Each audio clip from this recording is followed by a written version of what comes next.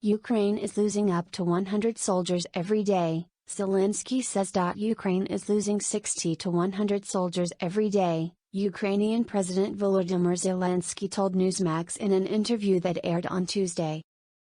The situation in the east of Ukraine is very difficult. We are losing 60 to 100 soldiers every day and something like 500 wounded in combat, Zelensky said. The president also told Newsmax that shipments of grain are being blocked by Russia in the Black Sea. Currently, 22.5 million tons of grain are blocked by Russia, Zelensky said. In order to deblock this territory with an exit to the sea, with an exit to water, with an exit to our people, we need to fight and we need to have weapons with effective range as far as 120 to 140 kilometers. Some context: earlier on Tuesday, U.S. President Joe Biden announced a new package of rocket systems to be sent to Ukraine. Senior administration officials said the rocket systems would have the capability to launch rockets as far as 80 kilometers, far less than the long-range weaponry Zelensky has asked for, but far greater than anything Ukraine has been sent to date. In the interview with Newsmax, Zelensky was adamant the rockets would be used in Ukraine, not on Russian soil. I know some of the people in the United States are saying, or people in the White House are saying, we might be using them to attack Russia. Look, we're not planning to attack Russia. We're not interested in the Russian Federation. We're not fighting on their territory, Zelensky said. We have the war on our territory. They came to our country. We want to deblock our cities. For that purpose, we need ammo that can reach as far as 100 kilometers. New U.S. rocket systems will enable Ukraine to hit targets 50 miles away, its greatest range yet, U.S. administration officials say. Senior U.S. administration officials confirmed to reporters on Tuesday that the United States will be sending Ukraine U.S.-made high-mobility artillery rocket systems, known as HIMARS, as part of the country's 11th package of security assistance to Ukraine. The officials said the HIMARS will be equipped with munitions that will allow Ukraine to launch rockets about 80 kilometers, 49 miles. Some context: that is far less than the maximum range of the systems, which is around 300 kilometers, 186 miles, but far greater than anything Ukraine has been sent to date. The M777 howitzers the U.S. sent to Ukraine last month, for example, marked a significant increase in range and power over previous systems, but even those top out at around 25 kilometers, 18 miles, in range. Further weapons: the new security assistance package, to be announced officially on Wednesday, will also include air surveillance radars, additional Javelin anti-tank weapons, anti-armor weapons, artillery rounds, helicopters, tactical vehicles, and spare parts to help the Ukrainians continue maintenance of the equipment, the officials said. CNN previously reported that U.S. officials were debating for weeks whether to send Ukraine the advanced rocket systems, because they can strike so much further than any weapons they already have. The weapons' long range, technically capable of striking into Russian territory, raised concerns that Russia might view the shipments as provocative. The officials said on Tuesday that the U.S. is not encouraging or enabling Ukraine to strike beyond its borders, and is not seeking to prolong the war. They also said they had received assurances from Ukraine that they would not use the systems to launch attacks inside Russia. But they emphasized that as the conflict evolves, the U.S. will continue to tailor its assistance to Ukraine's most urgent needs. The officials also said the new rocket systems will help put Ukraine in the strongest possible position at the negotiating table with Russia, and reiterated that the U.S. will not pressure the Ukrainian government in public or in private to make any territorial concessions. Biden announces new rockets and munitions to Ukraine in op-ed. U.S. President Joe Biden said the United States is providing Ukraine more advanced rocket systems and munitions as its war with Russia grinds on. Writing in a New York Times op-ed, Biden said the U.S. goal in Ukraine is to see a democratic, independent, sovereign and prosperous Ukraine with the means to deter and defend itself against further aggression. He said the new shipment of arms would enable them to more precisely strike key targets on the battlefield in Ukraine. Biden sought to spell out clearly what the U.S. aims in Ukraine were, and was careful to note the U.S. is not looking to directly engage Russia. We do not seek a war between NATO and Russia. As much as I disagree with Mr. Putin, and find his actions an outrage, the United States will not try to bring about his ouster in Moscow, Biden said, roughly 2 months after declaring in Warsaw that Putin cannot remain in power. So long as the United States or our allies are not attacked, we will not be directly engaged in this conflict, either by sending American troops to fight in Ukraine or by attacking Russian forces, he wrote. He went on to say that the U.S. is not encouraging or enabling Ukraine to strike beyond its borders. We do not want to prolong the war just to inflict pain on Russia. Biden said that U.S. officials currently see no indication that Russia has intent to use nuclear weapons in Ukraine, though Russia's occasional rhetoric to rattle the nuclear saber is itself dangerous and extremely irresponsible.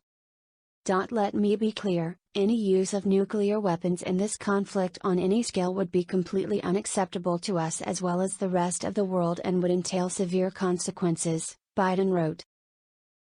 Here's what the Donbas means to Putin, and why fighting has intensified in the region. Fighting in Ukraine has rounded on Donbas, a sprawling and beleaguered heartland region that has suffered years of conflict and now serves as the bloody stage on which Russia's war could be decided.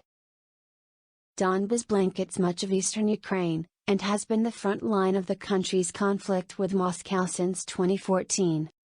But now its people, already scarred by 8 years of fighting, are enduring an assault even more intense.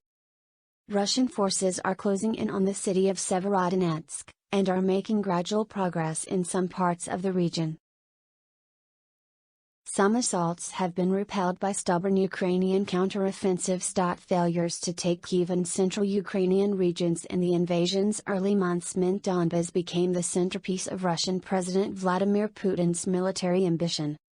A Russian victory in the region would appall the West but could salvage Putin's war aims, while a defeat could cement his invasion as a historic failure. Either way, it is almost certain to devastate yet more of the Donbas region, a historically and culturally significant place whose proximity to Russia has dictated much of its turbulent existence. Those who have lived in and studied the region describe it as an independent and gritty center of industry that has remained suspicious of outside forces for decades. But the waves of conflict there since 2014 have reshaped and wounded its cities, and it is along its line of contact that both the Ukrainian and Russian military are most dug in, making for a familiar but unpredictable new phase of war. What Donbas means to Putin, despite its move into independence along with the rest of Ukraine in 1991, Donbas has maintained a place in the psyche of Russian leadership.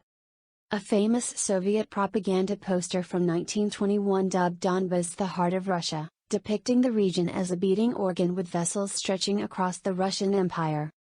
Before then, the region was part of the concept of Novorossiya, or New Russia, a term given to territories towards the west of which the Russian Empire had expansionist ideas.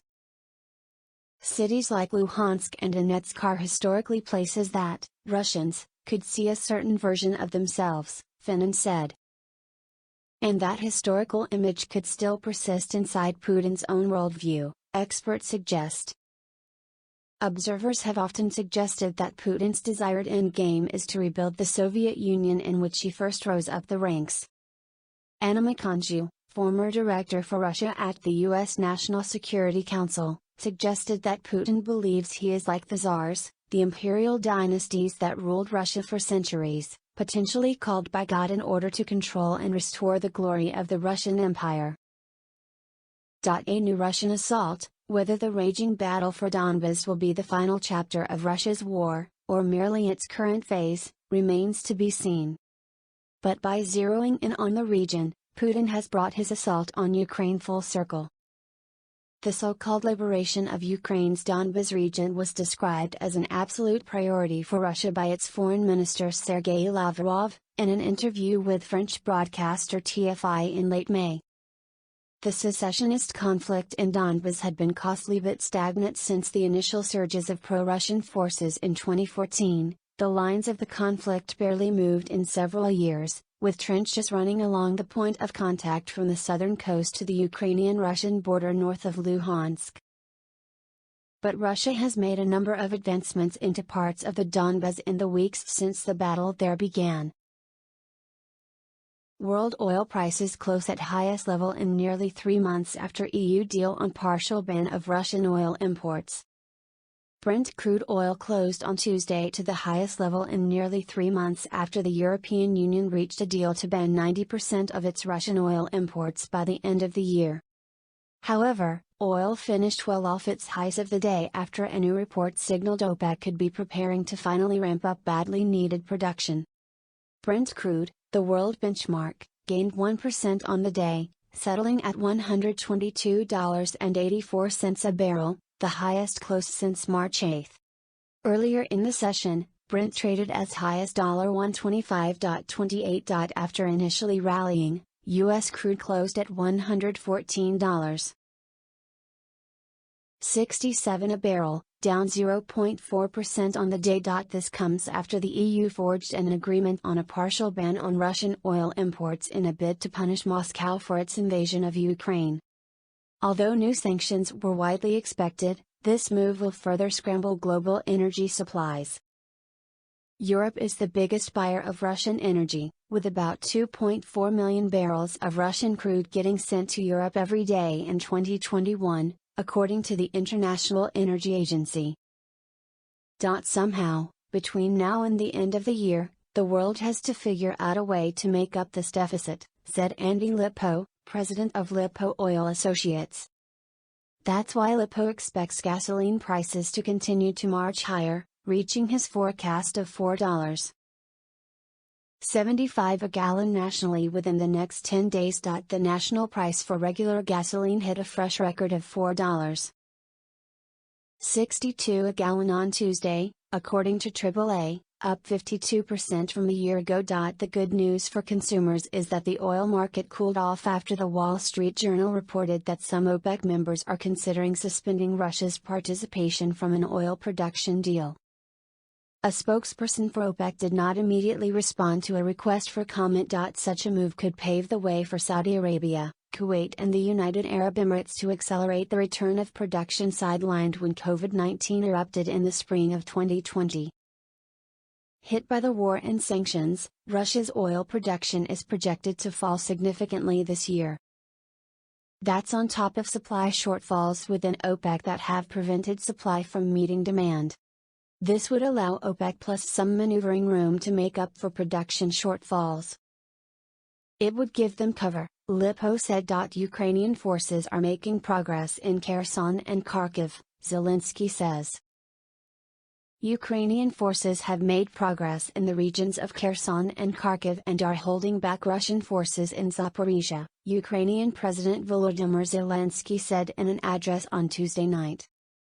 Our defenders show extreme bravery, despite the fact that Russia has a substantial advantage in force and weapons, Zelensky said. We want all of our people liberated, but it needs to be done with caution. Zelensky also applauded the new sanctions package approved by the European Council, which would cut down on imports of Russian oil, as well as suspend Russia propaganda channels and remove Sberbank from SWIFT, the international bank messaging system. I am thankful for everyone to reach this agreement, Zelensky said. It will leave Russia at the outskirts of the world economy. Russia will not be able to adapt, and this means it will be defeated. NATO's chief is traveling to Washington, D.C., Tuesday to meet with top U.S. officials.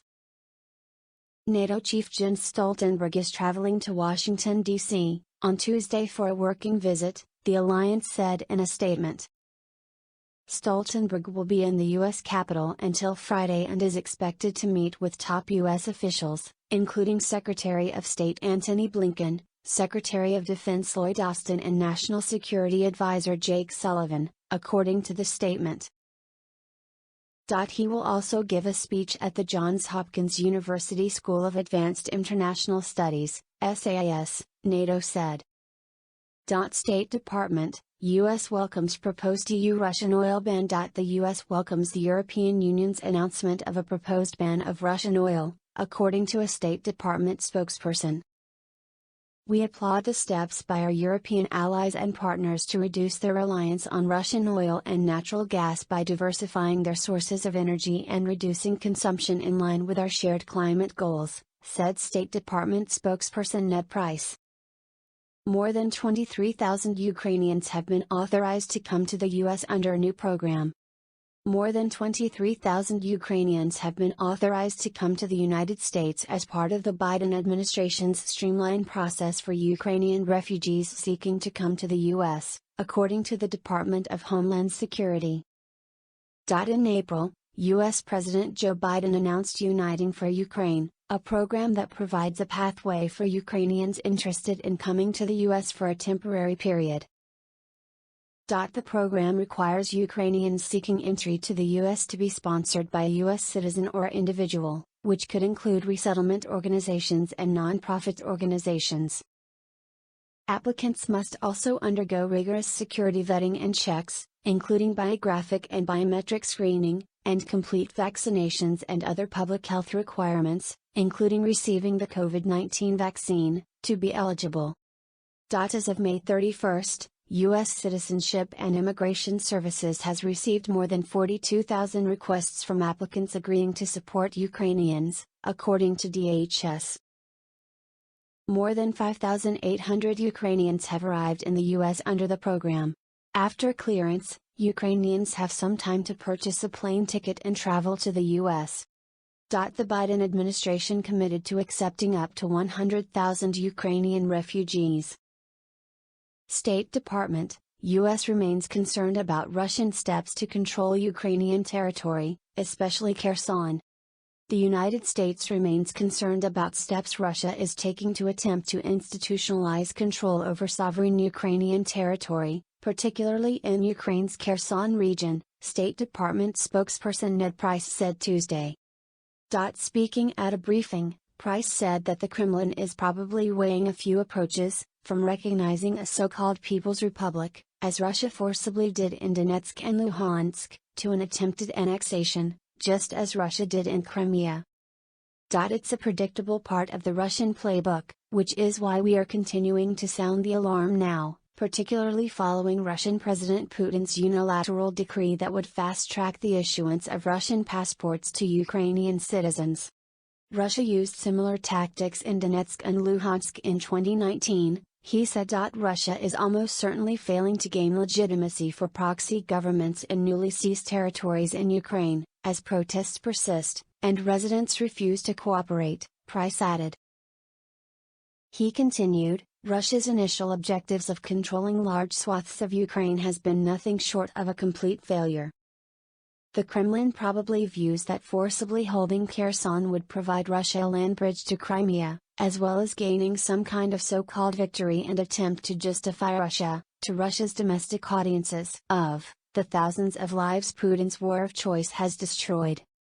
We will continue to spotlight Russia's territorial designs in Ukraine as well as its ongoing aggression, just as we hold to account those who facilitate it, including with additional punitive economic measures.